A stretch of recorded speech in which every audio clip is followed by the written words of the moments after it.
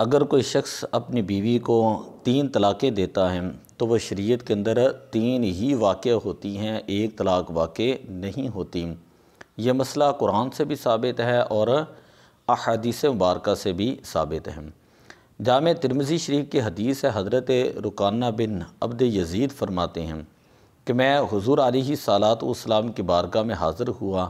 اور میں نے عرض کی، یا رسول اللہ انی طلقت امراتی البتہ، میں نے اپنی بیوی کو البتہ طلاق دی ہے، تو اب کیا حکم ہے؟ البتہ کا لفظ جو ہے اس کے اندر ایک طلاق کا بھی احتمال ہے اور اس کے اندر 3 طلاقوں کا بھی احتمال ہوتا ہے۔ تو حضور علیہ الصلاۃ والسلام نے فرمایا ما اردت بہا، کہ تم نے البتہ لفظ کے ساتھ کیا مراد لی تھی، تمہارا کیا ارادہ تھا، کیا تمہاری نیت تھی؟ فقلت واحدۃ، میں نے عرض کی یا رسول اللہ میری نیت ایک طلاق کی تھی۔ تو پھر حضور علیہ الصلاۃ والسلام نے فرمایا واللہ، اللہ کی قسم، کیا تمہاری واقع ہی البتہ لفظ کے ساتھ ایک طلاق دینے کی نیت تھی؟ تو میں نے عرض کی کہ واللہ ہاں یا رسول اللہ صلی اللہ علیہ وسلم، میری ایک ہی طلاق دینے کی نیت تھی، ایک کا ہی ارادہ تھا۔ پھر حضور علیہ الصلاۃ والسلام نے فرمایا فہو ما اردت، تو جو تم نے ارادہ کیا ہے کہ ویسی ہی جو ہے وہ طلاق ہوگی۔ تو اس حدیث سے استدلال اس طرح ہے کہ اگر اس حدیث سے استدلال اس طرح ہے کہ اگر 3 طلاقیں واقع نہ ہوتیں تو حضور علیہ الصلاۃ والسلام کبھی بھی ان سے قسم نہ لیتے۔ حضور علیہ الصلاۃ والسلام کا صحابی رسول سے قسم لینا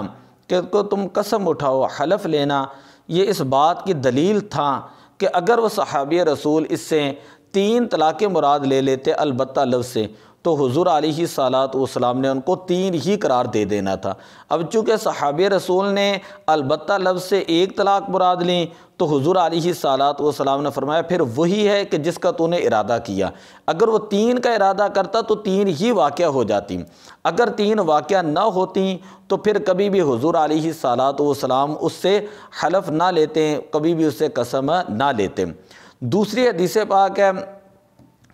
حدیث پاک کے اندر آتا ہے کہ صحابی رسول حضرت عبداللہ ابن عمر رضی اللہ تعالیٰ عنہ،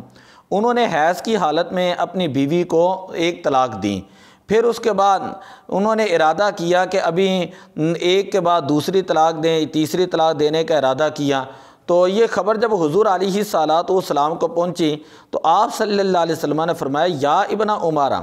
اے ابن عمر، ما ہاکذا امرک اللہ، اللہ تعالیٰ نے تو تجھے ایسا کرنے کا حکم نہیں دیا تھا، والسنۃ ان تستقبل الطہر، کہ تم نے پہلے تو حیض کی حالت میں طلاق دی ہے، یہ خلاف سنت ہے۔ سنت یہ ہے کہ تو طہر کا انتظار کرتا اور اس طہر کے اندر جو ہے تو اپنی بیوی کو طلاق دیتا۔ اب یہ مسئلہ تو حضور علیہ الصلاۃ والسلام نے بیان کر دیا اور یہ بھی فرما دیا کہ جو تو نے حیض کی حالت میں طلاق دی ہے وہ طلاق واقع ہو چکی ہے، اگرچہ خلاف سنت ہوئی ہے، اگرچہ یہ گناہ کا کام ہوا ہے۔ تو حضرت عبداللہ ابن عمر رضی اللہ تعالیٰ عنہ نے عرض کی یا رسول اللہ، اگر میں اس کو 3 طلاقیں دیتا، لو طلقتها ثلاثا، اگر میں 3 طلاقیں دیتا تو پھر کیا حکم ہوتا؟ اکانا یحل لی ان اراجعها، کیا یہ میرے لیے جائز تھا کہ میں اس کی طرف رجوع کر لیتا؟ اگر میں تینوں ہی طلاقیں دے بیٹھتا تو پھر کیا حکم تھا؟ تو حضور علیہ الصلاۃ والسلام نے فرمایا لا، پھر تیرے لیے رجوع کرنے کا کوئی احتمال باقی نہیں رہنا تھا، پھر تینوں کے تینوں واقع ہو جانی تھی، تو انہیں سارے دروازے پھر بند کر لینے تھے۔ 1 کے بعد 2 کے بعد تو رجوع کا دروازہ کھلا رہتا ہے، لیکن 3 کے بعد کوئی رجوع کا جو ہے دروازہ کھلا نہیں رہتا۔ کانت تبین من کا وتکون معصیتاً، دارقطنی کے اندر یہ روایت موجود ہے کہ وہ تجھ سے جدا ہو جاتی اور ہمیشہ ہمیشہ تجھ سے علیحدہ ہو جاتی اور تو جو ہے وہ گناہ گار ہوتا۔ کہ حیض کی حالت میں اگر 3 طلاقیں دیتا تو وہ 3 ہی واقع ہو جانی تھی، لیکن اس کے اندر نقصان یہ تھا کہ تیرے لیے ایک تو رجوع کا دروازہ بند ہو جانا تھا، تو نے دوبارہ کبھی رجوع نہیں کر سکنا تھا، اور دوسری بات یہ ہے کہ تو نے گناہ گار ہونا تھا، یہ بہت بڑا گناہ تھا۔ ام المومنین ام عائشہ صدیقہ رضی اللہ تعالیٰ عنہا سے روایت ہے، اس کو حدیث امرا رفع بھی کہا جاتا ہے۔ بخاری شریف کے اندر یہ باب من اجاد طلاق ثلاثہ، اس کے اندر یہ روایت موجود ہے۔ آپ فرماتے کہ ایک شخص اس نے اپنی بیوی کو 3 طلاقیں دی، فتزوجد، اس کی بیوی نے آگے جا کر کہیں نکاح کر لیا، اب نکاح کرنے کے بعد فطلقا، اس کے دوسرا شوہر جو تھا اس نے بھی اس عورت کو طلاق دے دی، بغیر وطی کے، بغیر صحبت کے، بغیر ہم بستری کے اس نے طلاق دے دی۔ فسأل النبی صلی اللہ علیہ وسلم، اس شخص نے حضور علیہ الصلاۃ والسلام سے سوال کیے، یا رسول اللہ صلی اللہ علیہ وسلم،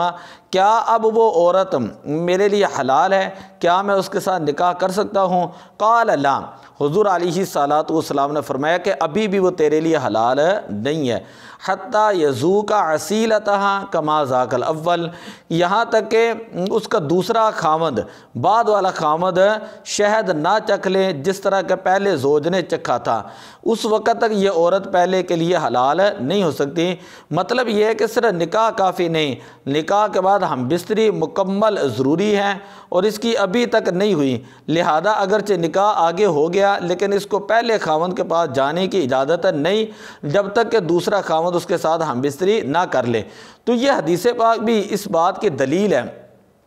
کہ 3 طلاقوں کے بعد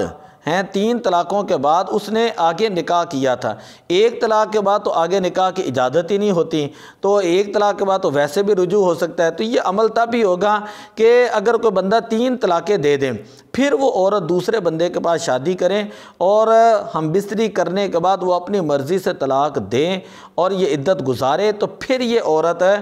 پہلے خاوند کے لیے حلال ہو سکتی ہے، جسے علماء کہتے ہیں تحلیل شرعی۔ تو یہ تحلیل شرعی کے بغیر عورت پہلے کے لیے حلال نہیں ہوگی، اور یہ رکھا بھی اس لیے گیا، اس کے اندر بے شمار حکمتیں، جہاں پر علماء نے بہت ساری اور حکمتیں بیان کی۔ ایک حکمت یہ بیان کی ہے تاکہ اس بندے کو پہلے غور و فکر کرنے کا موقع ملے کہ میں نے جو 3 طلاقیں دے رہا ہوں اس کے اندر جو ہے وہ بعد میں مجھے سزا کتنی بڑی ملے گی، کہ اگر میں دوبارہ کہیں میرا ذہن بن جائے اس عورت کو رکھنے کا تو پھر یہ جب تک حلالہ نہیں ہوگا یہ پہلے مرد کے لیے حلال نہیں ہوگی۔ آج تک کل معاشرے کے اندر لوگ اسی طرح جو ہے وہ طلاقیں دے دیتے ہیں، اور پھر جب ان کو حلالے کا مسئلہ بیان کیا جائے تو پھر کبھی کسی کے پاس جاتے ہیں، کبھی کسی کے پاس جاتے ہیں، کبھی پنچایتوں کے اندر جاتے ہیں، یہ اب جو ہے نا کوئی حل نکال لے۔ دیکھیں میں آپ کے سامنے حدیث پڑھ رہا ہوں، اور حدیث امرا رفع حدیث اس کو کہا جاتا ہے، اور راویہ حضرت عائشہ صدیقہ رضی اللہ تعالیٰ عنہ، تو جس کے اندر حضور فرما رہے ہیں حتیٰ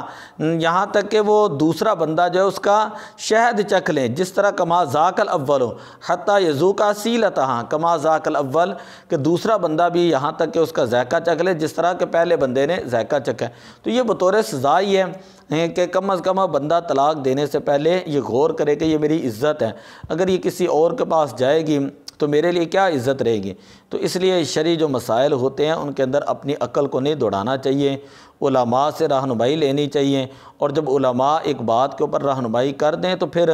سکون کے ساتھ اس مسئلے پر عمل بھی کرنا چاہیے۔ یہ نہیں ہے کہ ایک بندے کو ٹیسٹ کرنے کے لیے کبھی ایک کے پاس مسئلہ لے کے جا رہے ہیں،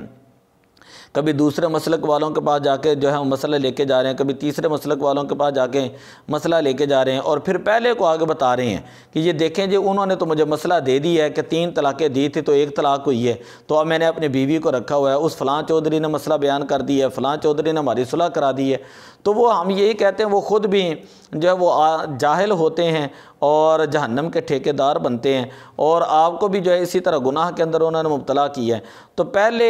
آپ کو یہ ضرورت ہی پیش نہیں آنی چاہیے، پہلے ہی انسان غور و فکر کر لیں کہ میں جو ہے وہ کس نہج کے اوپر کھڑا ہوں، اور مجھے شرعی مسائل کو جو ہے وہ سمجھنے کی ضرورت ہے۔ اسی لیے ہم یہ مسائل جو ہے یہاں پہ بیان کر رہے ہیں تاکہ لوگ جو ہیں وہ علماء کو تنگ کرنے کے بجائے کم از کم جو علماء ثقہ ہیں ان سے رہنمائی لیں، یا کم از کم گھر بیٹھے ہوئے یہ مسائل تو سیکھ سکیں۔ دعا ہے اللہ تعالیٰ عمل کی توفیق عطا فرمائے۔ الصلاۃ والسلام علیک یا رسول اللہ وعلی آلک واصحابک یا حبیب اللہ۔